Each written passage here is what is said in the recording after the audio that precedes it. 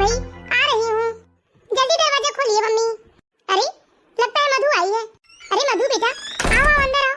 कैसी है मम्मी आप? मैं तो अच्छी हूँ बेटा, लेकिन बिना बताए ऐसे अचानक? बस मम्मी, आपकी याद आ रही थी इसलिए आ गई मैं। अरे आओ ना बेटा, बैठो। अरे वाह मम्मी, ये साड़ी तो बहुत ही सुंदर लग रही है और आप पर खूब जच रही है। कहाँ से लाई मम्मी आपने ये साड़ी? अरे बेटा, तुम तो जानती हो ना, मैं कहाँ बाजार बाजार जाती हूँ शुरू से। पहले तुम थी तो तुम लेकर आ जाया करती थी मेरे लिए साड़ियाँ, अब तुम्हारी भाभी लेकर आ जाया करती है। सच में देखो ना बेटा, कितनी सुंदर पसंद है तुम्हारी भाभी की। बहुत ही सुंदर सुंदर साड़ियाँ लेकर आई है। और ये देखो, ये एक साड़ी तुम्हारे लिए भी तो लेकर आई है तुम्हारी भाभी। सच में बेटा, मुझे तो ऐसा लगता है बहुत ही अच्छी है हमारी किस्मत, जो ऐसी सुगड़ और समझदार बहू आई है हमारे घर। अच्छा हाँ बेटा, तुम्हारी भाभी को देखो ना, आती देरी नहीं और सारा घर संभाल लिया है अकेली ने। और मेरा भी कितना ख्याल रखती है और तुम्हारे पापा का भी बहुत ख्याल रखती है। और मालूम है, सारा दिन मम्मी जी कहते कहते मेरे आगे पीछे घूमते रहती है। ये देखो ना बेटा, तुम्हारे लिए भी तो लाई है तुम्हारी भाभी ने साड़ी। देखो कितनी सुंदर साड़ी है। अरे रहने दो माँ, आपको तो सभी अच्छे लगते हैं। और आपको बता दूं माँ, ये सब शुरू के चोचले हैं, अभी तो आपके हाथ पैर चल रहे हैं। आप भाभी के साथ बराबरी से काम करवाते हो, इसलिए भाभी को आप अच्छे लगते हैं। अरे मेरी मानो माँ, पता तो तब चलेगा भाभी कैसी है जब आपकी सेवा करनी पड़े उन्हें। अरे तुम ये क्या बोल रही हो बेटा? भगवान ऐसा क्यों करे कि मुझे किसी की सेवा की जरूरत पड़े? हाथ पैर तो चलते ही ठीक रहते हैं ना बेटा, क्यों किसी को किसी की सेवा की जरूरत पड़े? एक बात आप मेरी समझ लीजिए माँ, बहू को ज्यादा सर मत चढ़ाइए आप, क्योंकि माँ भाभी आपको आया भी हुए कितने दिन है। ये सब नए के चोचले हैं, नए में सब दिखावा करते हैं। बाद में पता चलेगा 2-4 सालों बाद कि भाभी सच में है कैसी और आपकी सेवा करती है या नहीं। और मेरी एक बात और समझ लीजिए माँ, आप ऐसे लाल लड़ाते हुए चाबियां आप भाभी के हाथों में मत थमा देना, वरना पता चले माँ कि बाद में भाभी आपको ही आंखें दिखाएंगी। बेटा तुझे ये क्या हो गया है? तू अपने भाभी के लिए ऐसा व्यवहार क्यों दिखा रही है? माँ जो सच है मैं वही बता रही हूँ आपको, आप हकीकत को देखो माँ, ऐसे दिखावे पे मत जाओ भाभी के। ऐसा कुछ नहीं है बेटा, सच में तुम्हारी भाभी बहुत अच्छी है। मैंने कहा ना माँ, ये सब शुरू का दिखावा है। अरे दीदी, नमस्ते दीदी, आप कब आई? मैं तो बहुत देर से आई हूँ भाभी। ये बताइए आप क्या कर रहे थे अंदर? क्या आपको मेरे आने की आवाज नहीं आई थी? नहीं दीदी, मैं बाथरूम में वॉशिंग मशीन में कपड़े धो रही थी ना, हो सकता है मशीन की आवाज की वजह से मुझे आपकी आवाज नहीं आई होगी। मैं अभी आपके लिए चाय नाश्ता लेकर आती हूँ दीदी। देखा बेटा, कितनी अच्छी है तेरी भाभी, आते देरी नहीं और दीदी दीदी करने लगी और तेरे लिए चाय नाश्ता लेने भी चली गई। आप आइए मम्मी ऐसे दिखावे में, मैं नहीं आने वाली भाभी के दिखावे में। ये सब 4 दिन की चटक चालनी है मम्मी, फिर देखना देरी रात आएगी। चलिए ना मम्मी, आपके कमरे में चलकर बैठते हैं। हाँ चलो ना तो बेटा। अरे वो साड़ी भी ले आओ ना बेटा, जो तुम्हारी भाभी ने तुम्हारे लिए लाई है। अरे रहने दीजिए ना माँ, इतना भड़कीला कलर मैं नहीं पहनती हूँ। लेकिन बेटा पहले तो तुझे ये कलर बहुत पसंद था ना, मैंने ही बताया था तेरी भाभी को तुझे ये कलर बहुत पसंद है। माँ ये कलर मैं शादी के पहले पसंद करती थी, लेकिन अब मेरी पसंद बदल चुकी है, अब मैं ऐसे भड़कीले कपड़े नहीं पहनती हूँ। देखो ना बेटा, तुम्हारी भाभी ने मेरा कमरा कितना साफ सुथरा रखा है। अरे रोज सफाई करती है वो मेरे कमरे की। ये क्या बात हुई माँ, अभी घर में बाल बच्चे नहीं है ना, इसलिए सब कुछ साफ सुथरा ही है। इसमें रोज सफाई करके दिखावा करने की क्या जरूरत है? अगर 8 दिन में भी एक बार साफ करेगी ना भाभी, तब भी कमरा इतना ही साफ सुथरा रहेगा। फिर भी बेटा तेरी भाभी बहुत काम करती है और खाना तो इतना लाजवाब बनाती है बेटा, जिसे जो पसंद हो सबके लिए बना देती है वो। मैंने कहा ना माँ, ये शुरू के चोचले हैं सब। अभी देखना धीरे धीरे ये हाल हो जाएंगे कि भाभी कहेंगी कि दाल रोटी से ही काम चला लो। दीदी लीजिए, मैंने आपके लिए उपमा बनाया है, मम्मी जी ने बताया था आपको उपमा बहुत पसंद है। हाँ बेटा खाकर तो देखो, तुम्हारी भाभी बहुत ही स्वादिष्ट उपमा बनाती है। ठीक है दीदी, आप खाइए जब तक मैं चाय लेकर आती हूँ। खाओ ना बेटा, क्या देख रही हो? खाती हूँ माँ, आप इतनी तारीफ कर रहे हो इसलिए देख रही थी इस उपमा को ध्यान से। इस उपमा में अलग क्या है? उपमा तो ऐसे ही बनता है। क्या माँ, इसमें अलग तो कुछ नहीं है, ये तो वैसे ही स्वाद आ रहा है जैसे उपमा में स्वाद आता है। मुझे तो लगता है माँ बेकार में ही आपकी आदत हो गई है भाभी की तारीफ करने की, या फिर भाभी आपके ऊपर कोई जादू करते जा रही है। आप खा लीजिए माँ, वैसे भी मेरा पेट भरा हुआ है और कुछ खास नहीं लग रहा है ये उपमा मुझे। हे भगवान, ये मेरी बेटी को क्या हो गया है? ये मेरी बहू के बारे में सब कुछ उल्टा क्यों बोल रही है? जबकि मेरी बहू तो हम सबकी कितनी तन मन से सेवा कर रही है, सबकी पसंद नापसंद का कितना ख्याल रखती है। लेकिन मधु को क्यों अपनी भाभी में सिर्फ बुराई ही नजर आ रही है? मधु अपनी भाभी की तारीफ सुनकर इतना तिलमिला क्यों रही है? अब आपको क्या हो गया माँ, किस सोच में डूब गई हैं आप? नहीं बेटा, कुछ नहीं सोच रही हूँ मैं। अब देखिए ना माँ, भाभी कब से चाय लेने गई है, अभी तक एक कप चाय नहीं बन पाई है भाभी से। दीदी चाय पी लीजिए। हाँ भाभी, लेकिन ये उपमा ले जा लीजिए, मुझे कुछ खास नहीं लगा ये उपमा। कोई बात नहीं दीदी, आप बता दीजिए ना आपको क्या खाना है, मैं अभी वो तैयार कर देती हूँ। अरे नहीं भाभी, रहने दीजिए, बस मन भर गया है, ले जा लीजिए उस उपमा को उठाकर। ठीक है दीदी। बेटा मधु, चाय को ऐसे क्या देख रही हो? चाय ही तो है, पी लो। और वैसे भी तुम्हारी भाभी बहुत ही स्वादिष्ट चाय बनाती है, एकदम अच्छा अदरक, इलायची, लौंग सब कुछ कूट कर डालती है वो चाय में। हाँ माँ, वही तो देख रही थी। चाय का कलर एकदम अलग दिख रहा है मुझे। अरे बाप रे, कितनी तीखी चाय है ये तो। मुझे तो चाय का स्वाद बिल्कुल भी अच्छा नहीं लगा माँ। इतना तेज अदरक कौन डालता है चाय में? एकदम तेज तेज ऐसा लग रहा था जैसे मिर्ची घोल कर पी रही हूँ। हो सकता है चाय में अदरक ज्यादा डाल दी होगी तुम्हारी भाभी ने, लेकिन रोज तो बहुत ही अच्छी चाय बनाती है। अब ये सब छोड़िए माँ, खाने पीने की बात। ये बताइए कि आपने भाभी को अलमारी की चाबी दे रखी है? अरे हाँ बेटा, हमारे एक ही तो बहू बेटे हैं। अब उसे चाबी नहीं दूंगी तो किसे दूंगी? अब मुझे भी बुढ़ापा आ रहा है, मुझसे इतनी सारी जिम्मेदारियां नहीं संभलती है, इसलिए चाबी मैंने तुम्हारी भाभी को दे रखी है। हे भगवान, कर दी ना माँ आपने गलती। अरे मेरी सहेली की माँ ने जो गलती की थी वही गलती आपने भी कर दी। आपको मेरी सहेली याद है ना वीना? हाँ बेटा। अरे उसकी माँ ने भी तो अपनी बहू को 2 महीने में चाबी सौंप दी थी। फिर क्या हुआ? बेचारी की माँ आज रोटी रोटी को तरस रही है, उसकी भाभी उनके कपड़े तक नहीं धोती है। अरे हमें किसी से क्या लेना देना बेटा? यदि हमारे कर्म खराब होंगे तो हमें भी भुगतना पड़ेगा, और यदि हमने कभी अच्छे कर्म किए होंगे तो हमारे नसीब में भी सुख ही सुख होगा। वैसे तुम आज रुकोगी या वापस अपने ससुराल जाओगी बेटा? जाऊंगी माँ, यहाँ तो रुकने का मन नहीं कर रहा है मेरा। दामाद जी लेने आएंगे?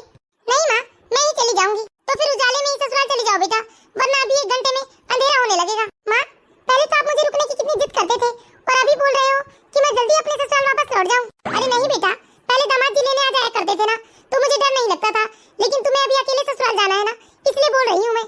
अच्छा ठीक है माँ, फिर चलती हूँ मैं। ठीक है बेटा। हे भगवान, ये मेरी बेटी को क्या हो गया है? वो क्यों अपनी भाभी से इतनी नफरत करती है, जबकि बेचारी बहू ने तो कभी उसके साथ बुरा व्यवहार नहीं किया है। इस तरह धीरे धीरे दिन गुजरने लगते हैं, लेकिन इन गुजरते दिनों के साथ साथ मधु अपनी भाभी से और ज्यादा नफरत करने लगती है। जैसे उसकी माँ उसकी भाभी की तारीफ करती तो अपने माँ के ऊपर भी चिढ़ने लगी थी। क्या हो गया?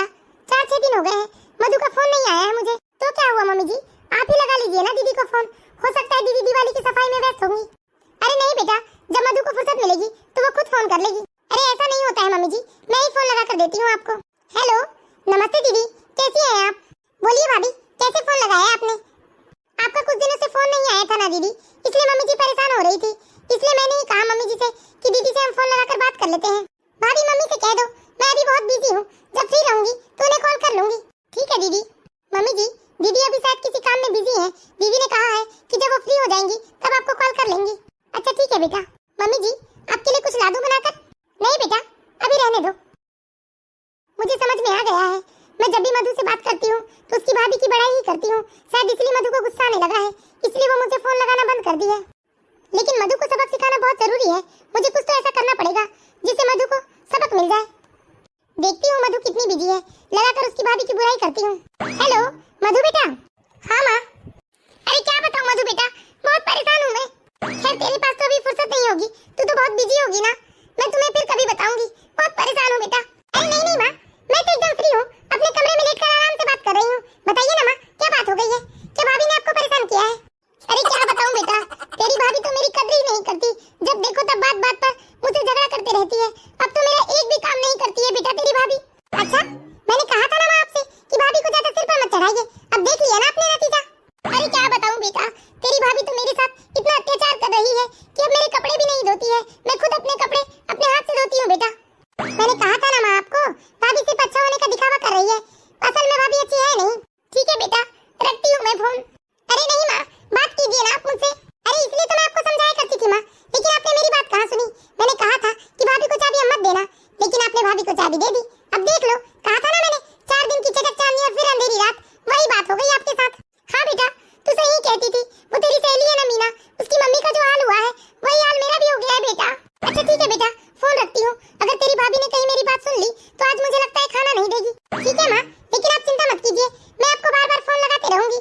वाह बिटिया रानी, जैसे मैं बहू की बढ़ाई करती थी तो बिटिया के पास फुर्सत ना होती थी माँ से बात करने की, और आज देखो मैंने झूठ मूठ से ही सही बहू की बुराई की तो मेरी बिटिया के पास आज समय ही समय हो गया। पता नहीं आजकल के बच्चों को क्या हो गया है, बिना कारण अपनी भाभी के साथ ऐसा व्यवहार क्यों बनाकर रहते हैं। ये कैसे भूल जाते हैं कि माँ से मायका नहीं होता, भाई भाभी से मायका होता है। अरे मम्मी जी, क्या हो गया? आप मुझे कुछ परेशान से लग रहे हो। अरे कुछ नहीं बेटा, मैं तो एक ड्रामा देख रही थी। चलिए ना मम्मी जी, खाना खा लीजिए। हाँ तुम चलो बेटा, मैं अभी आती हूँ। मैं इतनी बेवकूफ नहीं हूँ जो अपनी बेटी की बात में आकर इतनी प्यारी बहू से अपना व्यवहार खराब कर लूँ। अरे बेटी कब तक साथ देगी मुझे? साथ तो मेरी बहू ही देगी मुझे हमेशा। हेलो, हाँ बेटा मधु। क्या मम्मी, फोन कहाँ रख दिया था आपने? मैं आपको आधे घंटे से फोन लगा रही हूँ। अरे क्या बताऊँ बेटा, तेरी भाभी थी ना, तेरी भाभी के सामने मैं फोन नहीं उठा सकती थी, वरना तेरी भाभी को पता चल गया ना तो मुझे खाना नहीं देगी बेटा। बड़ी मुश्किल से तो आजकल एक ही टाइम खाना देती है मुझे। माँ, ऐसे कब तक चलेगा? आप भाभी के अत्याचार ऐसे कैसे सह सकती हैं? आप भाई से बात कीजिए ना माँ, ताकि भाई भाभी को समझाएंगे। और आखिर आप हमारी माँ हैं, उस घर की बड़ी हैं, आपका ख्याल रखना उनका फर्ज बनता है। माँ, आप कहते क्यों नहीं भाभी से कुछ? आप कहे तो मैं बात करूँ भाभी से। मैं समझाने की कोशिश करती हूँ माँ भाभी को। अरे क्या समझाएगी बेटा तू अपनी भाभी को? तू भी तो यही चाहती थी ना कि तेरी भाभी ऐसी ही हो जो रोज रोज तेरी माँ से झगड़ा करे। तू भी तो शुरू से यही कहती थी ना बेटा, पता तो तब चलेगा जब वो मेरी सेवा नहीं करेगी। जब तेरी भाभी अच्छी थी बेटा तो तुझे उससे शिकायत थी, तूने कभी उससे सीधे मुंह बात नहीं की, तो अब किस हक से तू उसे समझाएगी बेटा? अरे ये सब तो हमारे कर्मों का ही फल है बेटा, जो मैं भुगत रही हूँ। ये सब तो तुम्हारी ही कल्पना है ना बेटा। वो जो भी हो माँ, लेकिन मैं आपको इस तरह दुखी नहीं देख सकती माँ। मैं खुद आऊंगी अपने मायके और भाभी को अच्छे से समझाऊंगी माँ।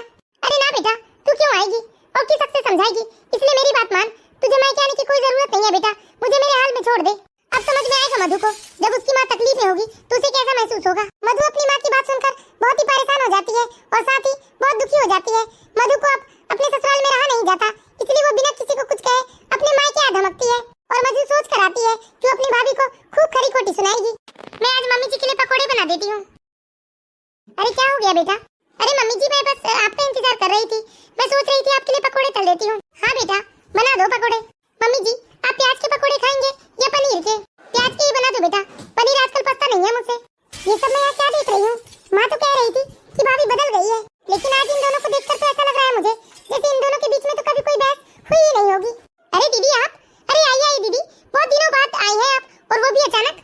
हाँ बेटा, तुझे देखकर मुझे बहुत खुशी हो रही है, लेकिन ये क्या, तू इतनी उदास क्यों हो गई है? हाँ दीदी, आपकी आंखों में आंसू? ये तो खुशी के आंसू हैं भाभी। मैं आपसे कभी भी सीधे मुंह बात नहीं की है भाभी, फिर भी आज आप मुझे देखकर कितनी खुश हो गई और मुझे दीदी दीदी करने लगी। हाँ बेटा मधु, यही तो मैं तुझे समझाती थी। सच बता बेटा, तू यही चाहती थी ना कि तेरी भाभी मेरा ख्याल रखे, तो पहले तू अपनी भाभी से इतनी उखड़ी उखड़ी क्यों रहती थी? हाँ माँ, मुझे लगता है भाभी ने आते ही आपके जीवन में और इस घर में मेरी जगह ले ली थी। ये शायद मुझसे सहन नहीं हो रहा था माँ, लेकिन अब मैं समझ गई हूँ माँ, यदि भाभी अच्छी हो तो ही मेरी माँ और मायका हमेशा खुश और आबाद रहेगा। मुझे माफ कर दीजिए भाभी, मैं आपको बिना जाने समझे आपके लिए हमेशा बुरा ही सोचती थी। और भाभी, मैं आपसे विनती करती हूँ, आप हमेशा ऐसी ही रहना। हाँ बेटा, और मैं तुम्हें एक बात समझाना चाहती हूँ, कभी भी सिर्फ माँ से मायका नहीं होता एक बेटी का। माँ कितने दिन की साथी है बेटा, साथ तो हमेशा भैया भाभी निभाएंगे तेरा। और यही बात मैं आप सभी दर्शकों से भी समझाना चाहती हूँ कि कभी अपनी बेटी और बहू में भेदभाव न करे, और ना ही अपनी बेटी की गलत बहकावे में आकर अपने बहू के साथ बुरा व्यवहार करे। मैं आशा करती हूँ दोस्तों, आप लोगों को हमारी ये छोटी सी कहानी जरूर पसंद आई होगी।